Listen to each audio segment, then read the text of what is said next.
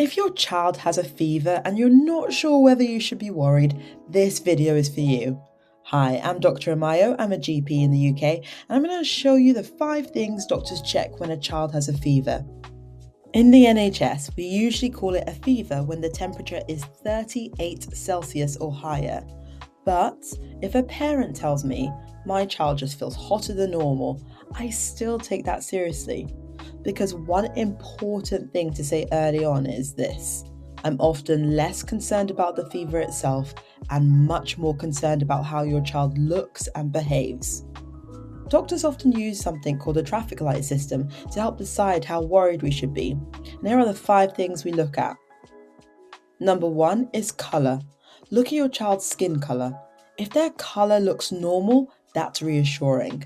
But if they look very pale, mottled or patchy, ashen or blue, that's a warning sign and you should seek urgent medical attention. Number 2 is activity. If they're smiling, responding to you as normal, awake, alert, content, that's reassuring. Even if they're crying, but it sounds like their normal cry, that's also a good sign.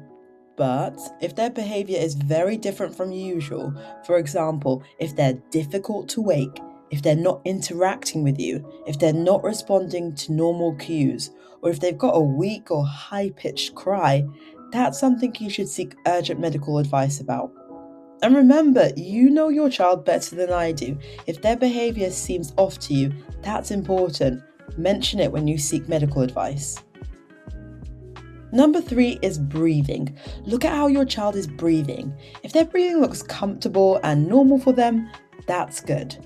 But if they're breathing very fast or working hard to breathe, their nostrils are flaring, or their ribs are pulling in with each breath, or they're making grunting noises, these are serious warning signs and they should be assessed urgently. Number 4 is hydration and circulation. Ask yourself, are they drinking? Are they passing urine? Reassuring signs for me would be if they're drinking fluid, if their mouth looks moist, if they're having wet nappies or passing urine regularly.